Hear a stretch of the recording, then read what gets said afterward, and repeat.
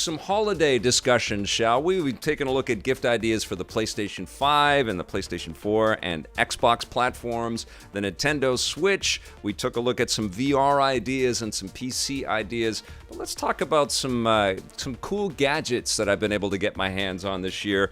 And this is, the spoiler alert, this is one of them, the Mario Kart Live RC car that has a camera in it, and it's just so much fun. I've got some other ideas. You can see some of them behind me on the table, but let's get started with some gadget gift ideas for 2020. I put them in an order here. So number 8 is the Mario Game & Watch, which just came out. It might be hard to get. Nintendo made it in limited quantities. They do that quite often, and it frustrates people all over the place. But this is cool. It's going back to the roots of Nintendo in the handheld marketplace and the video game marketplace. It lets you play Super Mario 1 and 2, which were the lost levels. And it's just really sharp and a really cool collectible. Nice way to celebrate 35 years of Mario. I've also got the Dragon's Lair Replicade mini arcade system, and this thing was so freaking cool to, well, now it's become a, behind-the-scenes set element. It comes with a little mini Laserdisc and a player and a little Laserdisc, because this is famously an animated film game, which was played off of a Laserdisc. But you can also plug it in through an HDMI connection and actually play it on a television, which makes this one of the best Replicades I've ever seen. Here's Mario Kart Live, which works like you would dream it would work, especially something coming from Nintendo. The car is super cool. It's a great collectible unto itself, but the fact that it's so well integrated into Nintendo Switch and Mario Kart gameplay is really, really clever. It's super fun to play. Of course, it's not pricey. It costs a little bit of money, but if you can find somebody else to race with, you'll love it. I freaking adore the TurboGrafx 16 Mini. I raved about it earlier this year. It has over 60 games because there are some hidden ones. There are definitely some strange ones. There are also some strange decisions of what was included and what wasn't translated from Japan to the American market. But you get a lot of great stuff that was released in North America, a lot of stuff that was released in Japan, and it's just beautiful styling, and it's super addictive, and the music is great, and tons of great shoot-em-ups as well. I was blown away because I never had a TurboGrafx 16 before, so this was all brand new, and I totally loved it.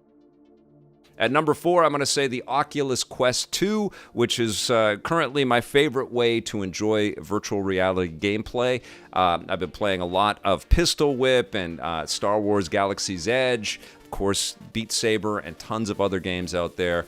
Don't have to tether it, but you can tether it, and then you can play things like Half-Life Alyx, which is amazing. But it's just an easy way to put something over your eyes, basically, and disappear. And it's, you just keep it charged, you take the wire out, and then you're not tethered to anything, and you're in this total virtual reality, and it's a pretty affordable price point at $299. And I know Oculus has got all kinds of sales and deals going on right now as well.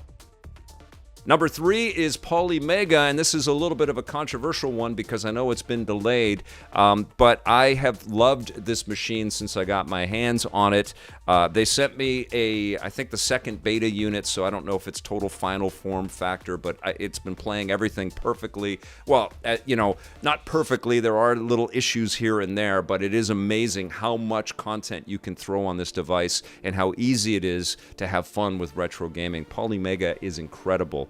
Now, the 2 final ones you can probably predict. They are the big console launches. It's not every year that we get a new console from the big hardware manufacturers out there, but this year we got 2. We got the Xbox Series X from Microsoft, which doesn't have an exclusive title to call its own quite yet, but the backwards compatibility and the ease of use and the quick resume and the beautiful fidelity of the experiences that I've been able to play, I have just been adoring the Xbox Series X.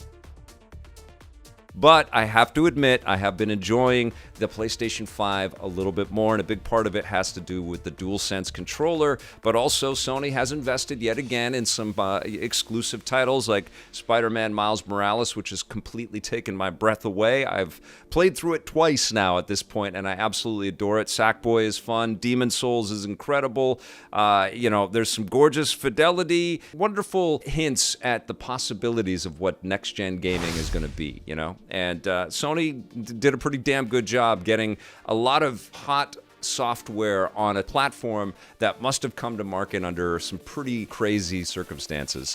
But they did it. And both Sony and Microsoft had successful launches with their platforms. They're sold out, but both of them have been saying that they are going to be putting more machines into the marketplace. But they're both incredible platforms. And like I've been saying, and this holds true with the Polymega as well, even if you can't get them now, if you are thinking of an incredible gift and you want to give somebody a card with a gift certificate for one of these consoles, they're going to love it. Especially the retro gaming enthusiast out there that maybe has a huge library may not even know about the Polymega, and that might be a pretty incredible surprise. Playmagi, the people that are making the Polymega, have been ensuring the people that are pre-ordered that the consoles are coming. They've had to deal with 2020 delays. I think we have to give everybody a little bit of consideration that this has been a tough year to make anything and ship anything. And boy, are we lucky that the video game industry has taken such good care of us with entertainment this year, huh? So there you go. There's a bunch of gadgets out there. Would love to hear any suggestions or ideas that you might have. Let me know in the comments down below, or I'll read some of the messages in the chat. But I hope I've been giving you some good ideas for different types of gifts to have some fun with over the holidays.